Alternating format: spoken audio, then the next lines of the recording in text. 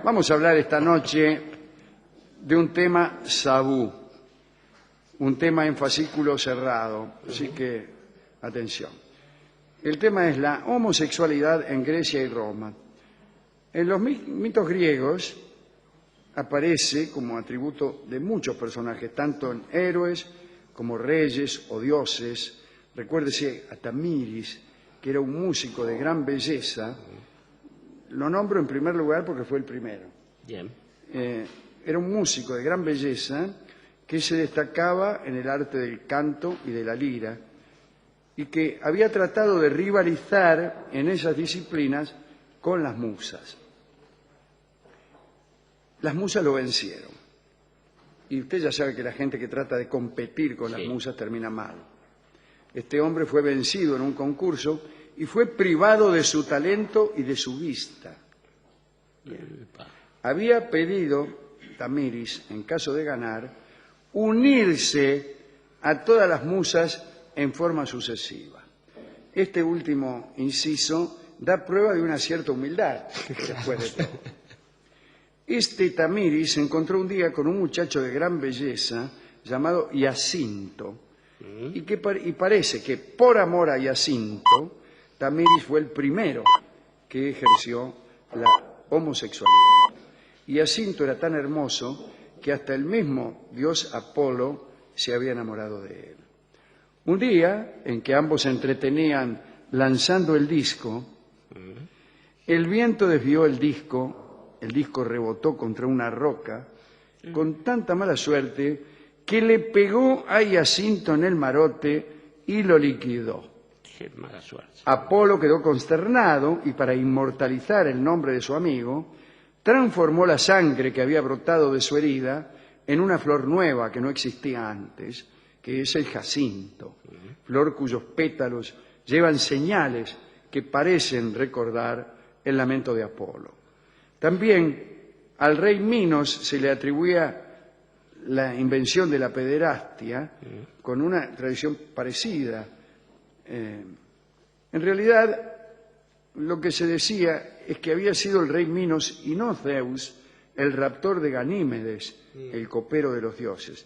Recuérdese que Ganímedes pasaba por ser el más hermoso entre los mortales y había provocado el amor de Zeus, el príncipe de los dioses. Entonces parece que Zeus lo rató y lo llevó al Olimpo, donde Ganímedes era mozo, era caballero, claro. Pero algunos dicen que no fue Zeus el que rató a Ganímedes, sino Minos, el rey de Creta, el esposo de Pasífae, aquella que se enamoró de un toro. En Grecia, jóvenes y viejos, más allá de los mitos, hasta ahora estuvimos con los mitos, pero en la vida real, jóvenes y viejos se exhibían desnudos en la palestra o en los gimnasios y, bueno, entre los cuerpos desnudos solía ocurrir que un hombre maduro se fijara en un adolescente y lo persiguiera. Si el adolescente aceptaba y se unía a él, se creaba entre ellos una intimidad muy particular. La diferencia de edad era un detalle fundamental para estas relaciones. El helenista y amigo de este programa, Jacob Burckhardt, consideraba que esta costumbre provenía esencialmente de la situación social de las mujeres. Las mujeres eran excluidas de lo más alto que había en la vida griega, que es lo agonal, o sea, lo que tiene relación con la competencia, una competencia sin encono. Claro, ¿no? sí. Bien, no solo no podían competir, tampoco podían asistir a la competencia. Toda esta exclusión de las mujeres provocó la aparición de este desarrollo del amor entre los hombres. Esto es lo que opina Burckhardt.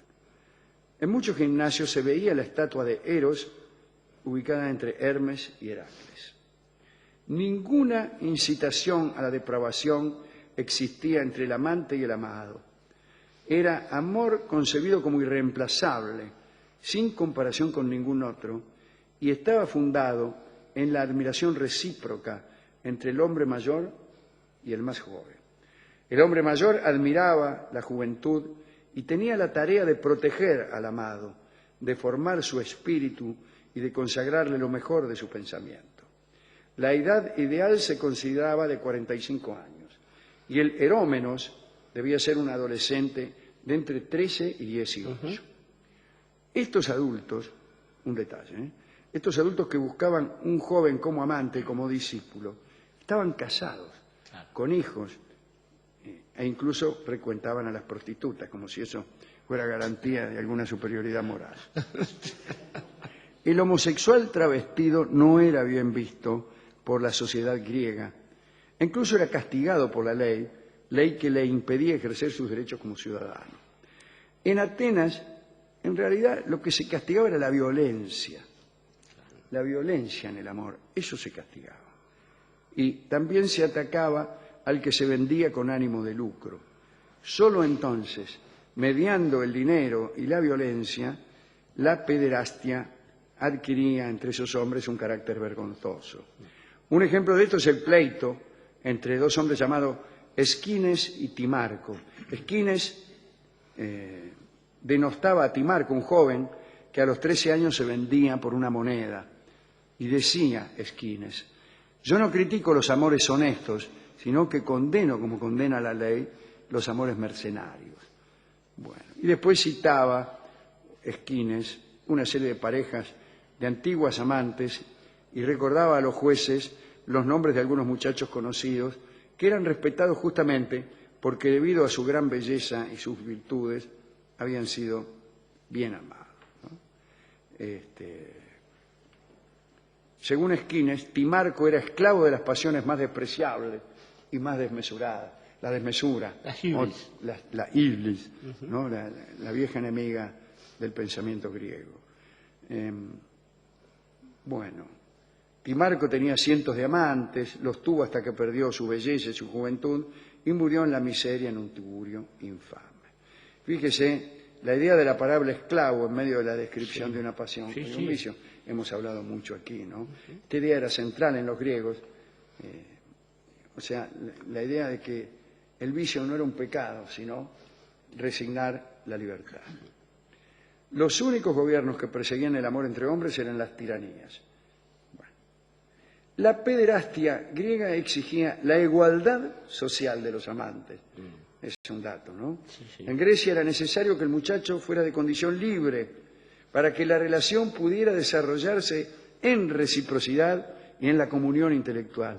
Es decir, que no sean esclavos ni objetos de pupilaje. Fantástico. Extraordinario. Muy bien. Extraordinario. Bueno, todo esto que se ha dicho no sucedía en Roma.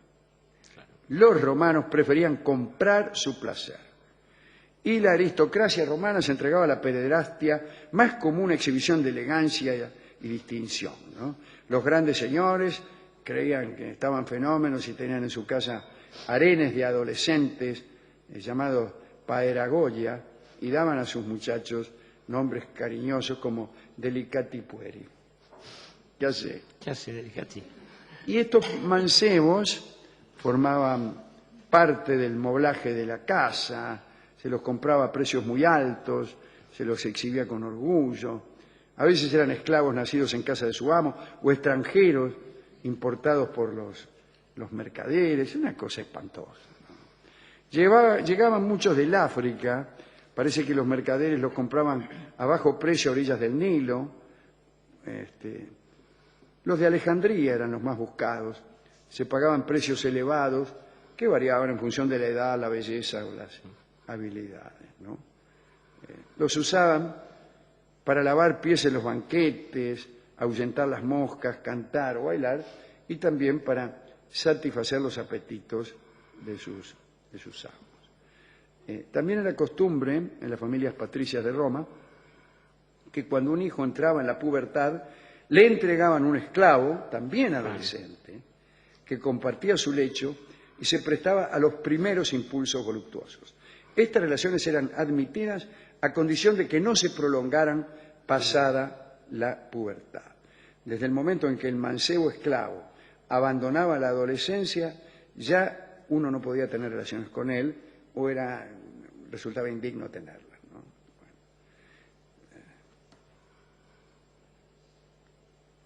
En Roma, a falta de ejemplos de la mitología, podemos poner ejemplos de la vida real, como Julio César, ¿no? Claro. Que era bisexual y él mismo se hacía llamar el marido de todas las mujeres y la mujer de todos los maridos. Sí, señor. Extraordinario, ¿no? O sea que lo era con mucho entusiasmo.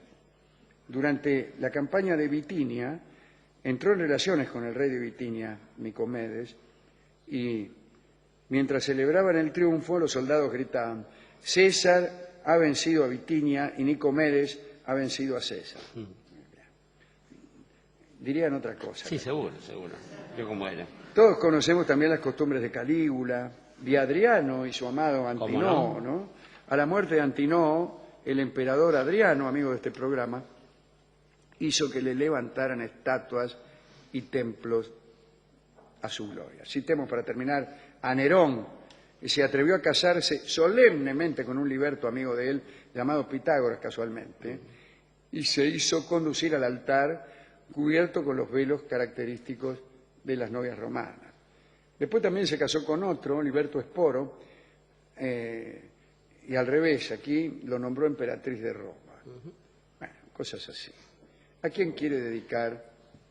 Quiero decir, parece más digna la actitud griega ante estas situaciones. Ciertamente. Y estaba pensando, Alejandro, días atrás, por un azar, yo me había negado a asistir a una película llamada Troya, creo, o algo de la guerra de Troya, sabiendo algunas de estas patrañas. Tuvo que ver con asombro que Brad Pitt, que protagoniza, hace de Aquiles en la película, tiene un sobrino, así dicho con ese mismo eufemismo que se usaba en el Buenos Aires de los años 20. Cambia la historia.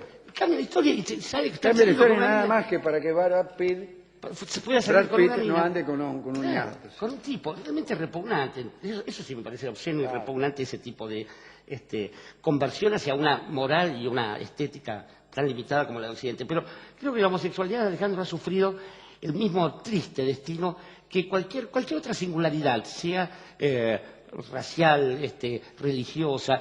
Esto es, en principio, confusiones. Cuando hay una singularidad determinada que está condenada, después, como para compensar esa condena, Sí. del otro lado se produce... Tiene usted mucha razón. Y es Tiene tremendo mucha esto porque... razón, claro. Después, Se convierte se sacraliza, exactamente. se lo sacraliza. Entonces cualquier comentario que uno haga, un comentario que bien podía hacer uno acerca del matrimonio, Seguro. o acerca del novio de una tipa, pero si lo hace usted en ese foro, o en esta misma charla, Sí. por ejemplo, resulta ser políticamente incorrecto. Incorrecto. Señalado. Bueno, terminemos un poco. Realmente, terminamos un poco con eso. Hay otra cosa, y es que lo mucho que se habla de la homosexualidad en la Grecia clásica ha estado filtrado también por Occidente. Recordemos que muchos de esos materiales nos han llegado merced a la cultura árabe, a los traductores. No se habla prácticamente de la homosexualidad de las mujeres por el lugar que tenían las mujeres en esa sociedad, y pese a personajes ilustres como Safo de Lesbos, la poetisa, y este tipo de situaciones. Digamos que estaba pensando en la condena del travestismo. Lo que funcionaba, pero en términos muy generales, era la diferencia entre el ser y el parecer, salvo en el ámbito del teatro. De ahí que se habla de artes del ser o artes clásicas, de artes del parecer o artes barrocas. Ese barroco estaba mal visto hasta el punto que hasta se condenaba la argumentación de ese orden en términos de las polémicas y qué sé yo. Sócrates, de quien hablábamos, creo que lo citó antes por ahí también, sufre la condena no de tener un joven amante hombre, sino de pervertir la conciencia de los jóvenes por enseñarles a pensar en contra del Estado, ¿no? Claro. No tenía nada que ver con... No tenía nada que ver con esto. De todos modos, hay otros ejemplos de homosexualidad, de práctica homosexual, que es en Esparta, en la sociedad opuesta a la de Atenas, donde esto se promovía entre los soldados, que peleaban espalda contra espalda. Atados. Atados, para llamarlo de algún modo. Alguien dice que entre los indios que peleaban las últimas batallas contra las tropas de Roca, sí, señor, sí.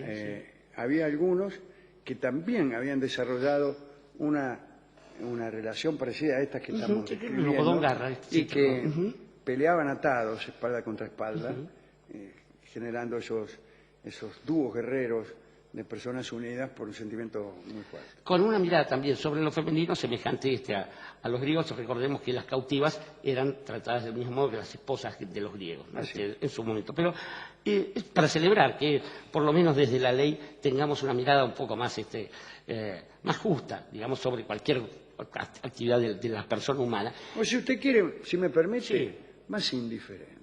Y sí, claro, Más totalmente. indiferente. La indiferencia es una forma de tolerancia insuperable. Claro, que no pasa por la Insuperable, tolerancia, sino porque por la la tolerancia igualdad, sí. como virtud militante es algo bastante duro de aguantar. Sí, no, por supuesto ¿Qué que quiere sí. decir? Me está perdonando la vida. Eso- En cambio, la indiferencia está perfecta. Justamente, la indiferencia es lo que marca la igualdad ante la ley, finalmente. Cada uno a lo suyo. ¿Qué me importa? Y hay un momento de la vida que creo que es curioso porque uno ve las conversiones de la gente, en que ese tipo de cosas son miradas con más generosidad, porque cada uno explora su propia singularidad. Ahí sobre el final de la adolescencia, donde uno descubre el amor y donde no tiene más empacho que vivirlo. Mucho mejor serían las cosas si mantuviéramos nuestra conciencia moral como cuando vivíamos nuestros amores de estudiante. Y Amores de Estudiantes, la canción que hemos de escuchar en la interpretación del trío argentino Irusta Fugasot de Mare. de Mare.